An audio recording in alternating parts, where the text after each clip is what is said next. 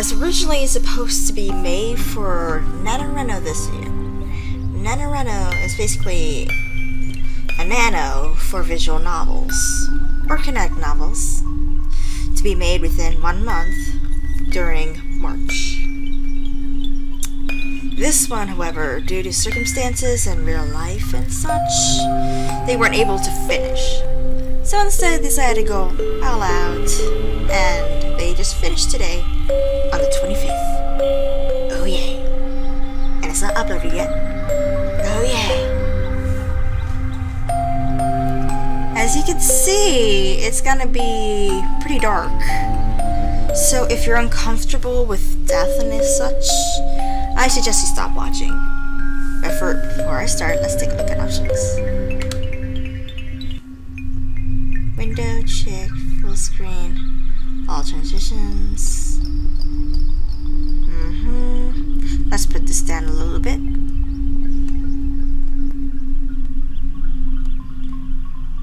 All the way up, okay. Let's see. Oh, here we go. Souls of Forest. My friend Maelstrom from here, he wrote all of this, and he's gonna be writing the next several. I don't know how many phases he's going to write. Probably 3 or maybe more, but this is just the first. And then Zia-san did all the music. Chaka Jack, she did the sprites, the CGs, and the BGs. Oh, so Anon's still around. Hey, Anon. And Cheerno. Okay. I don't know these two people very well. I sort of know them, but they're more of Fenrir's acquaintances / friends. Yeah. Anyway, let's get started. Note, this is a kinetic novel, which means there will be wait, actually I think there will be choices, but you won't see them until later. I can't remember if that's this one or his future projects. But anyway, let's start. Fear is a strange thing. Security is the same. As long as you have security, you don't have fear. That is something simple. But what gives you security? Is it some kind of faith? Some belief in the governmental power? Believing that people are good? Trusting someone to protect you? Every day, millions of people head out with feelings of security, but why?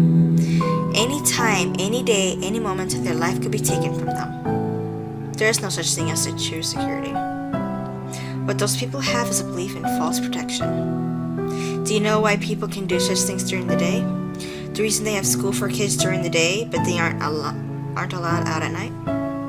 It's because of sunlight, of light, the power of sight. Because we can see things, we believe that we have security. That is why people fear the dark. They fear the night. Because you can't see. Anything can be hiding in the dark.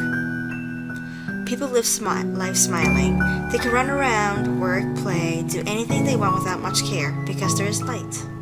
In light you can tell what is what. However, in darkness, nothing is what it seems. Shadows that seem harmless might have sinister desires. In light there is happiness. In darkness there's only fear, for you can't see. Anything can be hiding in the shadows. Once light is lost, once sight is lost, only fear remains.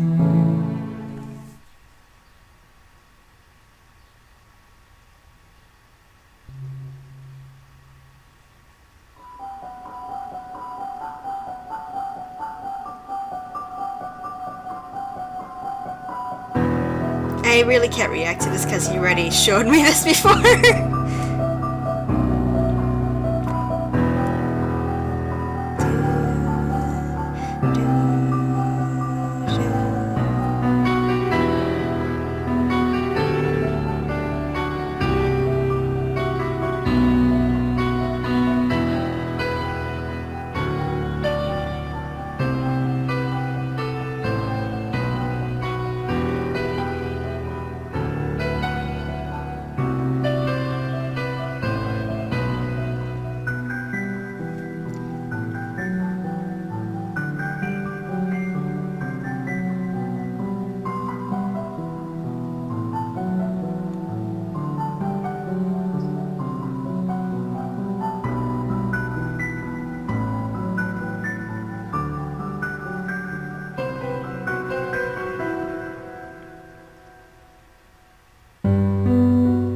A school classroom, a place most students rushed out of as soon as the bell rang, still had 3 students in it. The evening sun caused the room to be filled with a rainbow of autumn colors.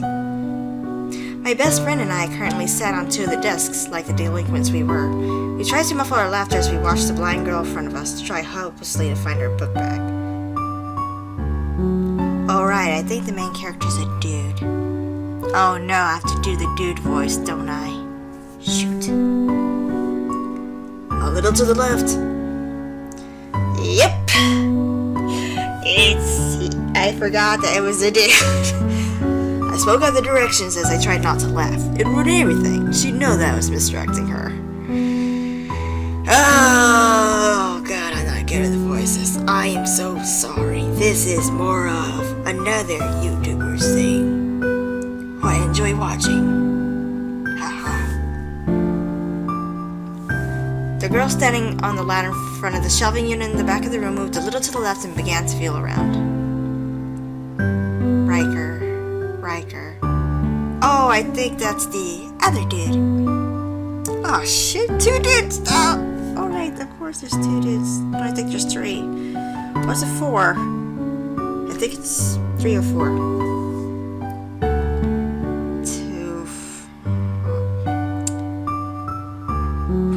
2 4 is towards the right now. No, forget it, no voices. She nodded signaling she understood and began to move to the right. However, what she didn't know was that the bright red backpack she was currently feeling around for was not in the shelving unit at all. In fact, a flower sticker covered strap was in my friend's possession. I can't seem to find it. Are you sure I left it over here? Yeah, I see it. It is just a little above your arm now. Okay. She trusted us. She believes our deception. It made me frown a little. How could she be so trusting towards us? We constantly messed with her and used her disability for entertainment. Ew, so she's blind. Well, it has been a long time since I last read the description for this.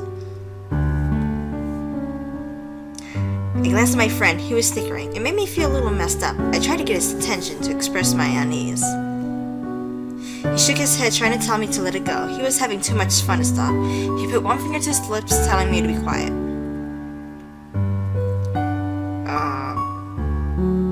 It is higher. You need to reach higher. No, higher. She was stretching so high her skirt was starting to rise too high. From our low angle, we were starting to see stuff. Riker threw the bag and landed with a thump at the foot of the ladder. You knocked it down. Now you just need to bend down and pick it up. Complete innocence. Complete trust. She bent over and began to reach around the floor for her bag. I shook my head. We were going too far this time. This was borderline sexual harassment. I closed my eyes. I had no interest in getting accused of having wandering eyes. I had a girlfriend, one I wanted to keep. The doors to the classroom flew open at the moment, and 2 people I didn't want to see stormed in. Tone's best friend and her knight in shining armor, her older brother. What do you think you're doing, you pigs? I'm pretty sure she doesn't have a voice like this. That sounds a little more like a older brother. Why do I suck at this? Because voice acting is for professionals. Without waiting for my brain to actually start thinking, I blurted out weak defense. I closed my eyes. I still got a slap in the face, literally. You could have stopped it. Sierra rushed over to her friend's side while giving Riker a nasty glare. I pointed to Riker, outraged. She was just as guilty as me. And he doesn't get a slap? That's real fair. Reed's fist clenched. We were in trouble now. While messing with Tone was fun, once her brother entered the picture, things got ugly fast. We got in quite a handful of bad fights. One even required a hospital visit and police charges.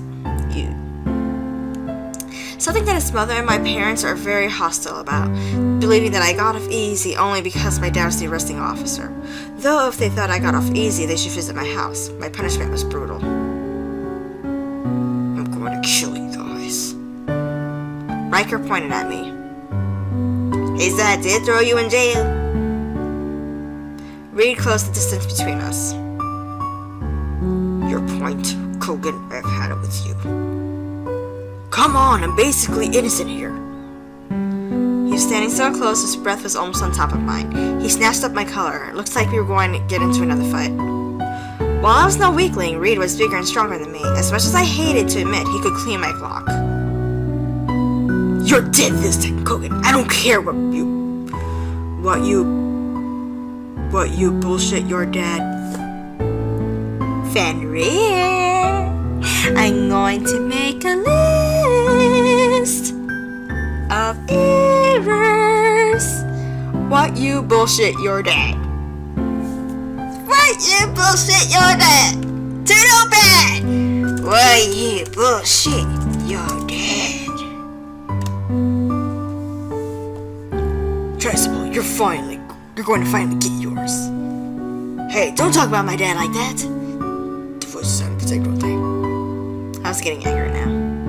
What the fuck? Oh my god!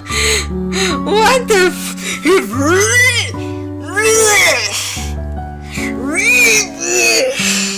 I'm sorry. I'm sorry, Fenrir. I'm trying not to say your real name right now. Stop it! We both received a shove as Tone forced herself between us. It calmed me down. I was about to get stomped and I realized it. She looked toward her brother. No fighting, you know what Dad said. She looked at me. Stop, please. Is look the right word since she's not really looking? But then again, it's kind of hard to find a similar word that's appropriate to use. Because she is pointing her face in the general direction. I'm not gonna overthink it. Well, it wasn't really my choice. I was the one about to be killed, not to kill E. She looked so fragile. I guess in reality, her disability probably made her that way. Okay. She became a ghost. Reed frowned but nodded. He put his arm around his sister and began to escort her out. He gave me a parting glare on his way out. Sierra waved her finger at us like we were little kids getting scolded. If I ever see you guys messing with Tone again, you don't even want to know what I'm capable of doing with a blade. She let her threat hang as he too left the room. With the three of them gone, the tension vanished in a moment. Ah, did you see that, man? That was awesome. I chuckled a little, unsure of my own feelings. It was fun, but also made me feel something else too. Too bad they had to show up and ruin it. We were just fine, just making it really good. That is life. Whenever something good is about to happen, someone has to show up and ruin it. Like the time when you and your girl were kissing your dad caught you. I winced at the memory. Do not even remind me of that time. I had just been about to start doing things with my hands during the kiss when Dad spoke up. He might have just been silently watching, or maybe he had just entered my room, but the words that came out of his mouth were something that caused us to jump. If you want to keep those hands, I suggest you keep them to yourself. And my dad was the type to do something like that too. He would cut off my hands and make up some kind of story about how a bear attacked me or something.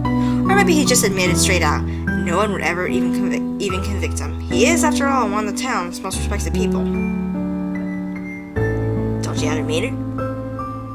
Riker pulled me from my memories, which is something I was glad about. Huh? Your girl. My eyes went wide and my breath got caught in my throat. Oh crap. Click. I was screwed. How could I have forgotten? So I was going to be ticked. I'll catch you later, man. I dashed out of the classroom, rushed to the library where we'd always meet at.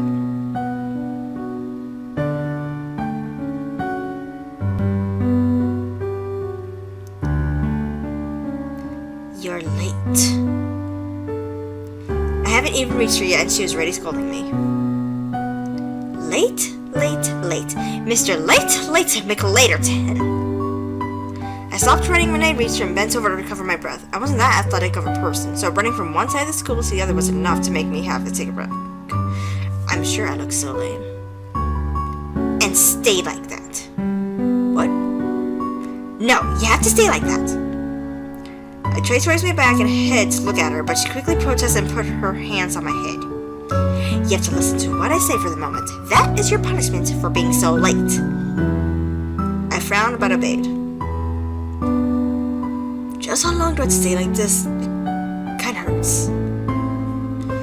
I think I just felt something on my back. What is she doing? Stop being a baby. I was just asking. I'm almost done. Done? With what? Okay, I definitely felt weight in my back now. Something was on my back, and it was heavy. Books? Alright, now let's walk home. With me like this? Yep, you have to walk me home like that while holding my books. Yep, it's your books.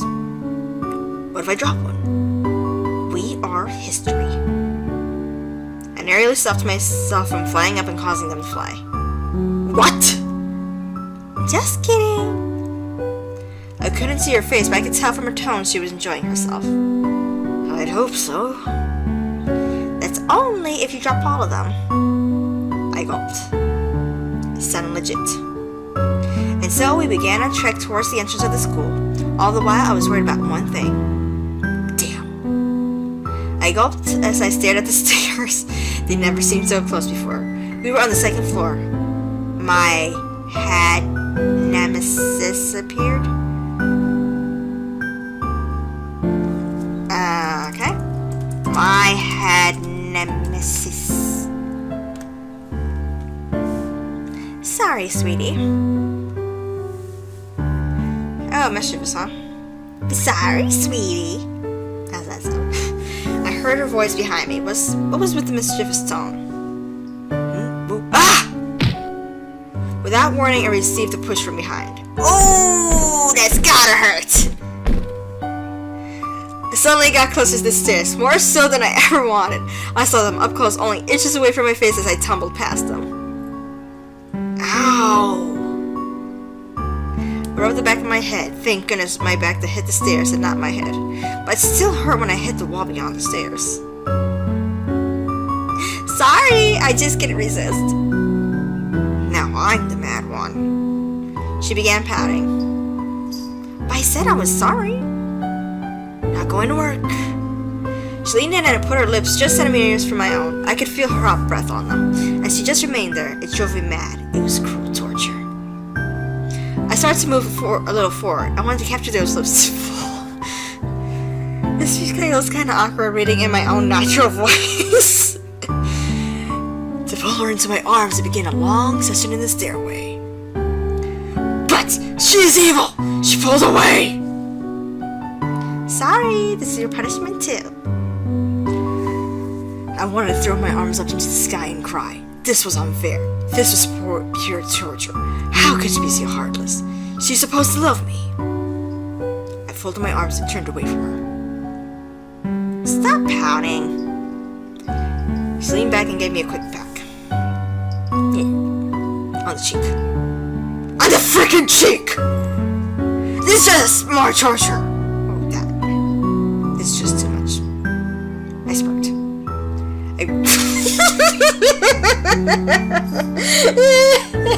Sorry, I'm thinking all the dramatic. And the girls are like, oh! And they go, no, I gotta keep reading. I grabbed her and pulled her into my arms. Hey! Oh!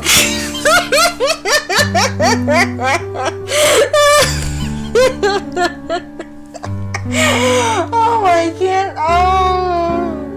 Oh goodness, it's a good thing I'm not live streaming this.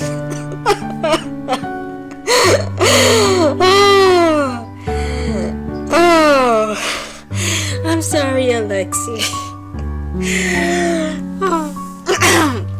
I began kissing her neck.